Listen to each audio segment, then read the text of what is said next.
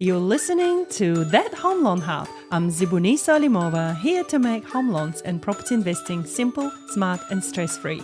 Let's get you closer to your property dreams. Some time ago, I had this beautiful human on my show and she was brave enough to come back. She often talks about healthy foods and sleep and how you can still have fun and eat chocolates and wine. So, her name is Lucy, and she's a dear friend of mine, and she was brave enough to come onto my new series about money and relationships. Hello, Lucy. Hello, good morning, Zibaniso. Good morning. So, you are Lucy from Lucy Nutrition. Correct. And you often talk about health and women and what happens to them during their life stages, etc. Yes. But not just women, you also work with all sorts of clients. I have a lot of men, yes, too. So today I decided to spin it around a little bit and interview you and your upbringing and your life, and maybe I will find out a lot more new information about you that I didn't know before. But the idea behind us really is to help people see how we all from different walks of lives. Yes. We all have life happen to us, and how do we make choices in life? And sometimes we have to make harder choices, sometimes softer choices. So this is more of a lesson that you've learned over time that you could share with bigger audiences. Sure, I will try my best. So, Lucy, where are you from originally? So I was born in Wellington, yes, and grew up I was there most of my life, travelled, went overseas and stuff for a bit. And then I moved to Auckland for about 4 years. And then when I got pregnant with my son about 13, 14 years ago, wanted to move back to Wellington. It's where my family is, where my husband's family is. And so we ended up moving to the Kapiti coast.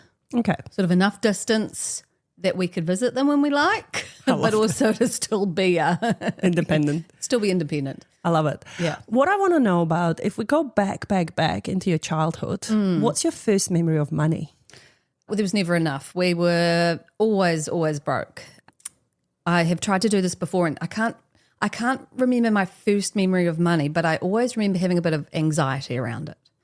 I remember one day at school, I was about 5 years old, and this boy made these really cool, I guess they're like crochet key rings.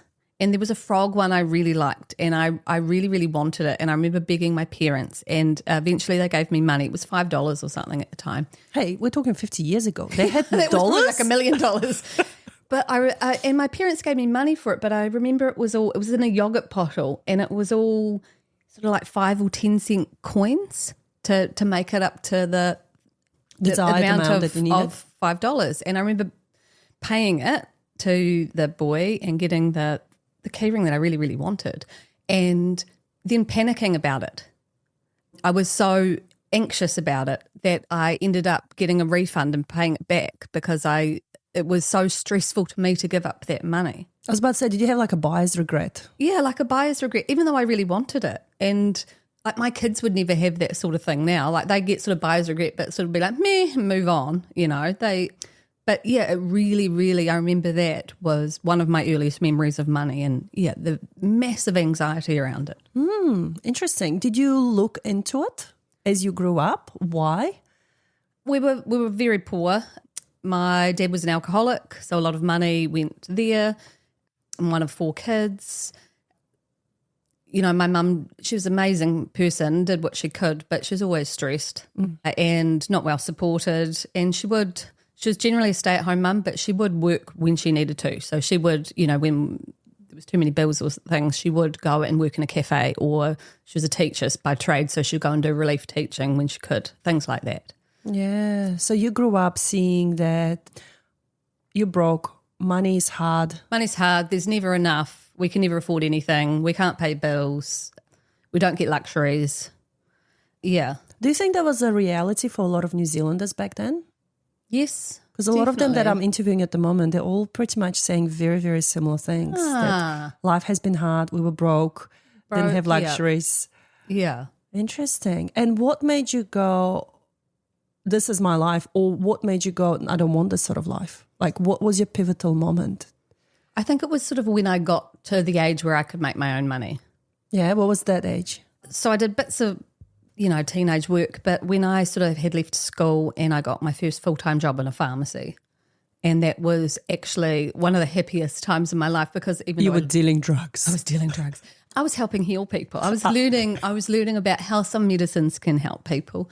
There's a lot of natural products there too, which I also loved. Get a discount. I earned $8 an hour at the time. That was about that much. Yep. And then I remember getting a pay rise up to $10 and thinking that was like amazing. Like I'm getting paid so well.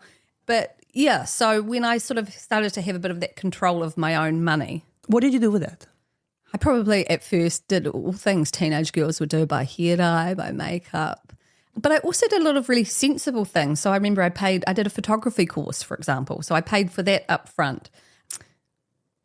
I probably spent too much on alcohol, definitely. Really? Yeah.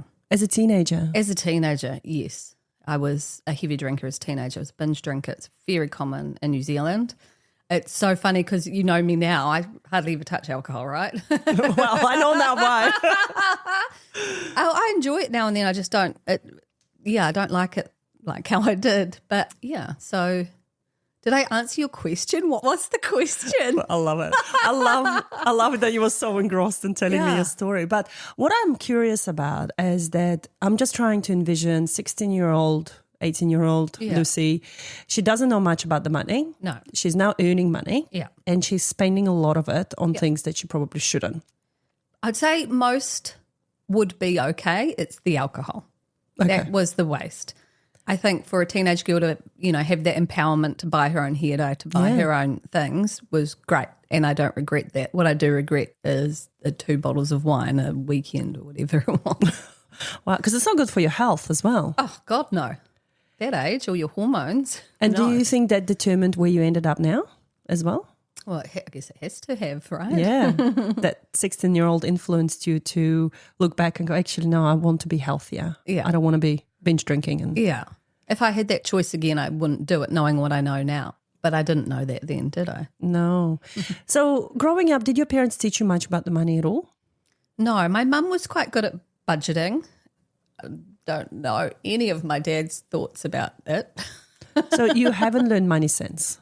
I haven't what, sorry? Money sense, like in terms of, like, hey, you should be putting money aside or you should be saving or you should be, putting... No, nothing about savings, nothing. No. Isn't it interesting? So what sort of mistakes do you remember apart from the alcohol? Well, I do think if I had put all that money into a bank account... Yeah. And just if you could go back in time and if someone whispered into little Lucy's ear going, hey, don't spend, $15 every weekend on that. Yeah. Put it into, I don't know, bonus bonds. Bonus bonds. What was around at the time? There was, bonus bonds probably. Yeah. Wasn't easy to learn. I hadn't learned. I knew my mum had shares in something, but you generally, where would you learn about that? We've got Sharesies and all these cool things. You just have an app, I can just... Yeah. So do you teach your kids about money now?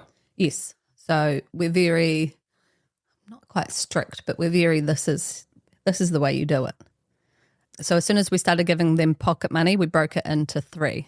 So they get a third of it, the household gets a third of it, and a third goes into savings.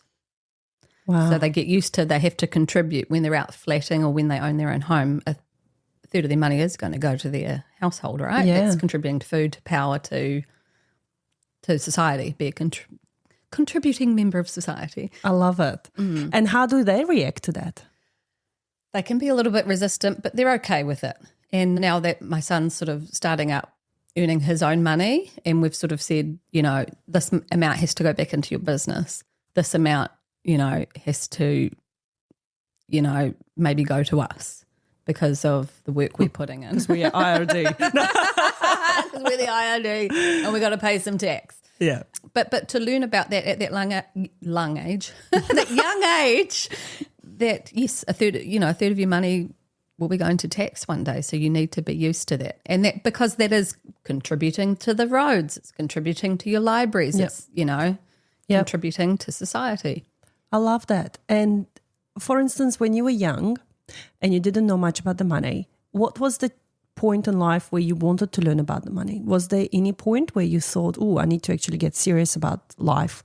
I need to think about buying a house. Like at what point did that happen? Was it when you met your husband or before you met him? I have no idea. So I actually bought a house quite young. I bought a house with my brother when I was 21. Oh, wow. He was quite a bit, this is my brother that's passed away. He was a bit older than me, and he was selling his house and at the time, and we bought an apartment together. So he paid the deposit and then I serviced the mortgage. And I lived there for about a year, and then we kept it for a year, and then we sold it. So some decisions like that was probably very mature for a 21-year-old, right? So I guess in some ways I was amazing. In some ways I was completely clueless. You sound like me. No wonder we share a birthday. Yeah. We're both. Yeah, we can be all over the show, right? It's funny. So you bought a house at 21 and then you sold that. Mm-hmm. And then when did you meet Gabe? I didn't meet Gabe till I was about 26, I think. Okay. So that was a while away. So I was after that, I decided to be an actor full time, which was terrible for money. Absolutely. You know, you earned maybe $200 a week. Your rent's $200 a week. Wow. Like the starving actor thing is real. Like 1 year I earned, I think, $6,000. This is as a 22-year-old. You were just the wrong actor in the wrong industry. Wrong industry. Some actors earn a lot. That was better than a lot of people, right? You know? Yeah. Oh, sorry. I just realised I haven't put my phone on silent. I apologise. That's the acting job calling you. So it's right? I mean, what we do in life defines sometimes the income potential that we can have. Definitely. Imagine if I worked full time then and I saved then. Yeah. What a better position I'd be in now. Possibly. Yeah. But then you don't know. You don't know, right? Life happens, right? I feel like everything that we experience in life often defines where we end up as well. Like if we didn't have those experiences, we wouldn't end up where we are now. Step away from the microphone.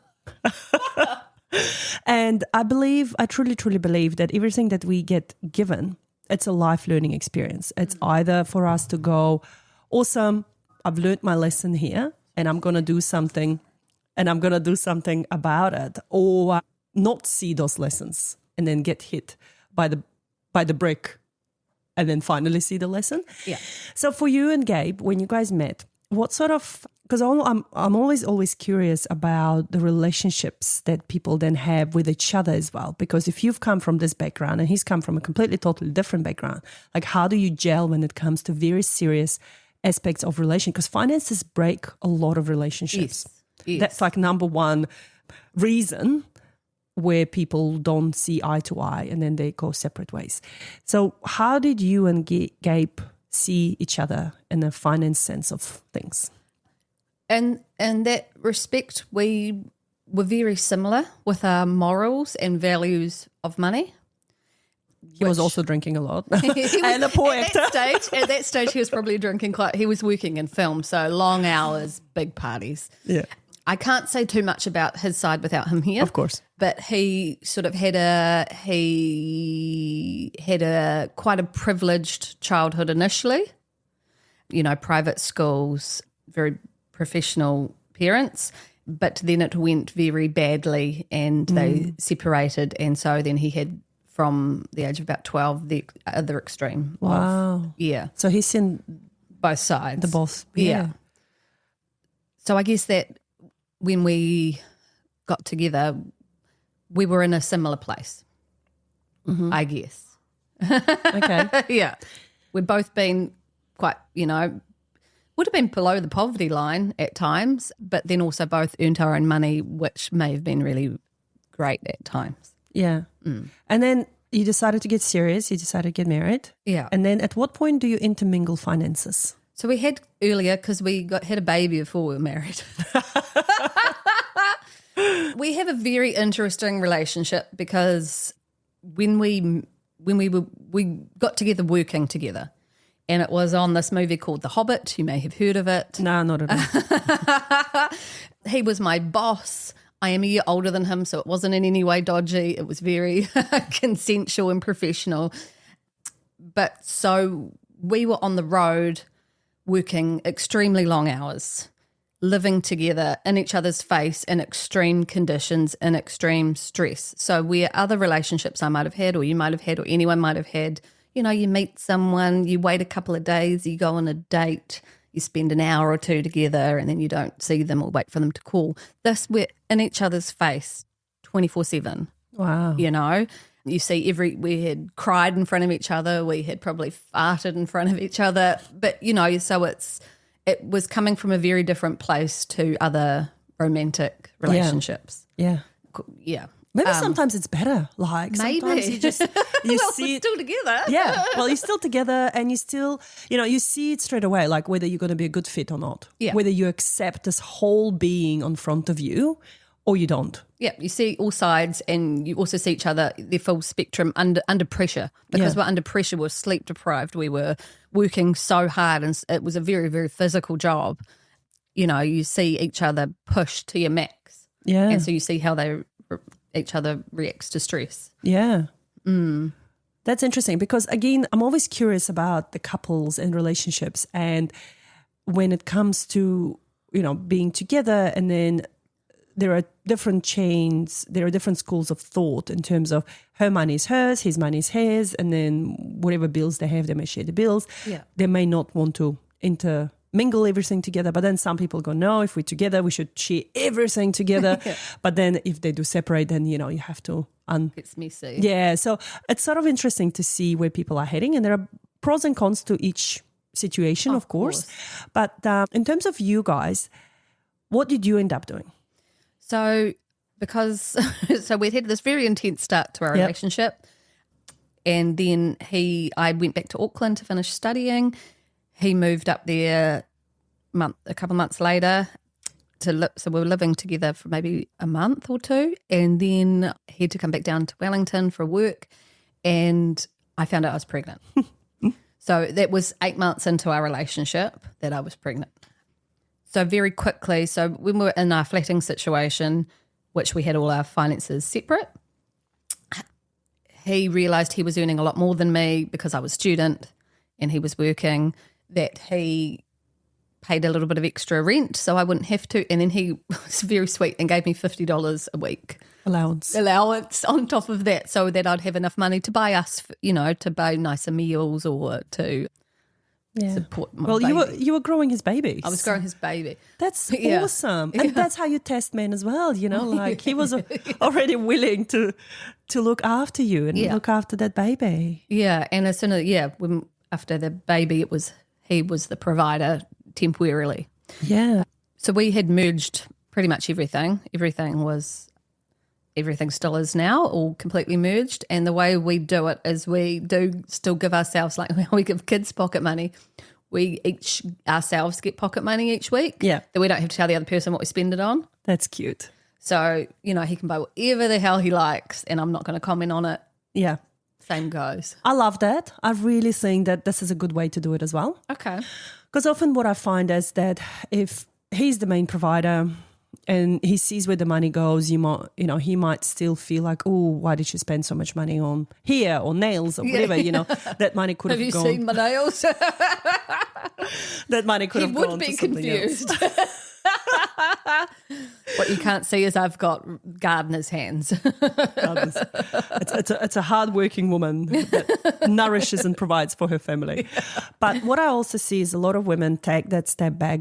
They raise the family. They end up being sandwich caregivers where they look after their elderly parents and then they also look after their kids. Yes. And therefore... Is that what it's called? Sandwich caregivers. Yeah. And we're at that age, right? Yeah. And did you know usually the care falls onto the eldest daughter?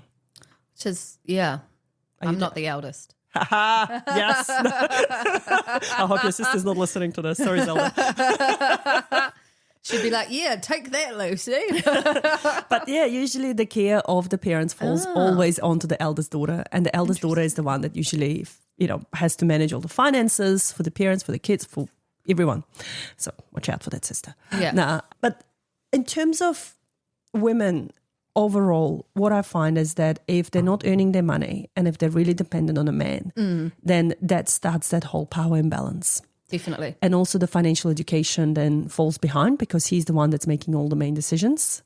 Right. But it's changing now. I see a lot of younger people and a lot of younger women now going, no, I want to know. And usually now they're the ones making all the decisions and the guys are falling behind. So I feel like in 10 years' time, I will be having a complete opposite conversations with men. Interesting. And trying to empower men to take back. You can do it. You can earn money, man. Yeah, literally. So how was it in yours? Like, do you find that you had to take a bit of a step back in your career and your life and your earning potential? Definitely. To look after the kids? Definitely. And sometimes it was just more practical because of the style of work he does. He works in film, so often he's, it's quite long hours and it's quite intense. And he earns not hourly more than me. I would earn a lot more. But yes, there were years, especially when babies were little, that I just didn't work or I worked one day a week sort of thing that you do. The daycare course doesn't even make sense. Like by the time you pay the daycare and what you earn. I still did it. So I think with first child didn't do it. Second child, I need a day with her at daycare. Exactly. Just to have a coffee and think and exercise and do the supermarket shop. Yeah. And Gabe was very supportive of that. I was very lucky that he's like, yes, you are a human and you need to function like one. I guess the main lesson in all of this, what I'm hearing is marry well. Marry well. Choose someone that chooses you back, that you have. I think before him, I would choose people that weren't good matches for me. Yeah. So maybe I'm lucky the situation that we met was you see all sides of each other, but what is that? Is that a truck that vibrating? No, I'm like, is it an earthquake? My listeners are going to have so much fun with this going on? Is it a truck? Yeah, there's construction around us. Oh, okay. Just, oh gosh. I hope I wasn't yelling too loud in your head. Yes, definitely. As you said, a lot of couples break up and have fights. Isn't it? One of the biggest fights is financial things that split up couples. So I think choosing a partner that you can talk honestly with, have honest conversations with, and that has similar morals and values to you is going to make a huge difference. And now that you're a bit older. Older? Who are you calling old? Older. I'm a couple of years older than Zebaniso, and she likes to emphasise that often. Now that you're a little bit older than the 16-year-old Lucy, who do you think has more financial knowledge, you or Gabe? Oh, this is a hard one. I would only say him because he's now studying and he's just done a paper in accounting. So, so that's a bit unfair, but it would be him, yes. How did you empower yourself over the years to learn more about money? I had to actually retrain my brain. How? So there's so many different ways you can do it. You can do it with, affirmations and breath work and meditations. But if you are so already brainwashed to think that you don't have enough or there's not enough money in the world, and I hear people talk, words can be very powerful, and I hear a lot of people always saying, there's just not enough jobs or there's not enough money. And as soon as you have that mindset, your subconscious will fill that in. Yeah. And your own bias will fill that in. But if you are open and you're like, actually, there are a lot of jobs out there. There are a lot of opportunities out there. There's more than enough money to go around. You're more likely to notice it, to see it, to attract it into your life. It's that whole concept around the cars. If you want to buy a certain car and then suddenly you see that car everywhere. Yeah. So that's part of your brain called your reticular activating system. And you can train it. So, yeah, again, like the car or babies, and then suddenly you notice everyone around you has a baby and you've never noticed that before. It was always there, but your brain is filtering millions of bits of information at any given second. So if you train your brain what to look for, it will find it. So if you train your brain to look for opportunities, just to be open, going, actually, there are opportunities out there. There is money out there. I'm just like, what are you looking down at? No, I was going to take a beautiful video of you as you were saying as I was ranting because I was getting quite passionate there. Yes, I love that because I think you and I are very similar in our mindsets.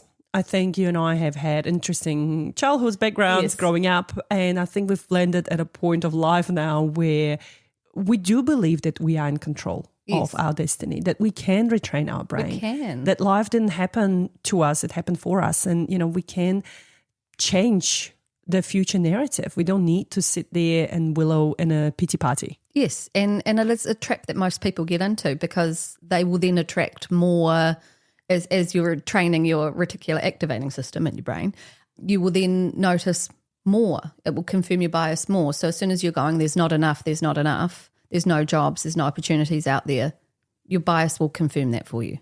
Yeah. As soon as you say there's plenty for everyone, no one has to miss out, everyone can have enough, you will start to find ways that you can do that and share that. Absolutely. And, do you want me to hold it? And I think that's really powerful for people to know, because we dealing in a really interesting world where there's so much information, there is so much technology overload right now. And I think if we don't help the future generation to hear the sort of messages that, hey, life was actually way tougher back then. Yeah. Way, way, way tougher. Yeah, I get it. It's tough now, but you guys have so much more opportunity with technology as well. Like you can do things that we couldn't do back then. Yeah. And it's all in your hands. Yeah. You're in charge of your own future. Definitely. Do you agree? I do definitely agree. Yes. But it's that being able to sift through all that through all that information to have knowledge, right? Because I also think that can be very overwhelming, having too much choice. Yes, and I think that's another problem as well, is that when we were growing up, we didn't really have much choice. No, and it's sort of that's the school you go to, that's the only one close by, that's the thing you do, Yeah, versus now they've got way too much choice, and that can be what I love this phrase called paralysis analysis. Yes. Where people just keep analyzing so much more information, and then they just have a paralysis where they don't know what to do because they don't know which way to go, and everywhere they go, may be bad or good. Yeah, and anytime you start something new or go down a different path, it's going to be hard. So if you're not enjoying it straight away, then you freak out. So you never know if that was actually the right thing for you. Yeah. So if we go back to money for a moment there. Yes. And if we talk about how tough it is for people out there right now, a lot of that affects their food habits and what they eat. Does. Yes. What's your lifestyle like now, and what suggestions do you have for people that are on a budget? How can they carry on eating better? I think just the first step is awareness, being aware of what you're eating, being aware of, like yesterday I bought a can of tomatoes. I normally buy organic tomatoes. You don't have to, I choose to. But I just bought a normal one, and I didn't realise all the different additives that were in it, and it even had sugar in it. So awareness gives you a lot of power, being aware of what is in food. But in terms of, being on a budget, it's hard this time of year because it's winter, but growing your own, it's like planting money, right? When you grow your own food and you're getting it so much fresher than supermarket or even the local markets. Stocking up on whatever's in season is always beneficial. So I went to Pack and Save this morning and did my weekly shop. There are so many amazing bargains there today. I'm not in any way affiliated with Pack and Save. This episode is not sponsored by Pack and Save. But, carrots were like $1.29 a kilo. Broccoli was $1. You can actually eat well on a budget. There are opportunities too. I don't know if they're having a sale but yeah, there was a lot of things. It was sort of like this many things for $5. Maybe it's $5 a week. I don't know. $5 a week. But I think educating people are in charge of educating themselves as well. Again, we've got so much technology. You can go and do research. You can do this and that, but also stretching the food. Yeah. I often had a challenge to myself when money was getting tight. I would go, I'm going to use up everything I have in the pantry and not spend any money on shop, and see how far I can stretch things. Oh, yeah.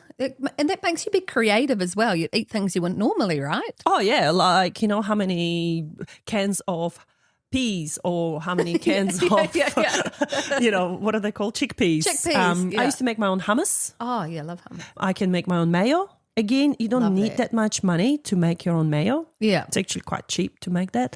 So, and it tastes so much better. So much better. And I think, again, people have been disconnected from that because of the convenience of going out and eating out and convenience and time. Yes. And I find that you probably find that as well. Oh, We've both got kids that are busy, and we have sports and things in the afternoons and evenings.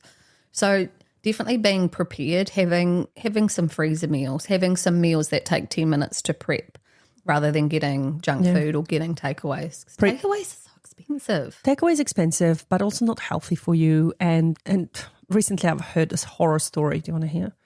Always. I'm not going to name the place, but apparently someone got fired because they were doing some very unhygienic things around the food. And it's a very, very popular place around Kapiti. And You'll have to tell me this afterwards. yeah, off mic. But that really put me off eating out now. I'm like, Well, you don't know who's touched your food, exactly. right? And now I'm What they've like, done to it. oh my God, I don't want to eat out anymore after hearing that. Obviously the person got fired, but that's even worse because like if that person got fired and now they got a job somewhere else, like, oof, where are they working now? I don't know. Ew. Yeah, I'm going to tell you afterwards. Wash your hands, everyone. Don't do stuff with food. Do it with your own food in your own house then. Yes, apparently he was like lying down on the food cart and, willing himself all over the shop on the food cart and then doing stuff. Yeah. Oh. Anyways, so my point is that a lot of the time you can actually get quite creative. Recently, I've been in love with my crock pot. Oh, yes. And good for winter, right? Yeah, good for winter. And what I normally do is I just chuck some meat in there. Yeah. And I put some sauce or whatever and then just cooks by itself for the next 4 hours, 5 hours. Yeah. And then I add a few more things to it. Like we had pulled pork tacos. We had pulled chicken tacos. We had all sorts of pulled things that you can... But it's great because I don't need to stand there and slave away in the kitchen. I can just chuck it in. Yeah. So my tip for people would be go and invest into a nice slow cooker. Yep.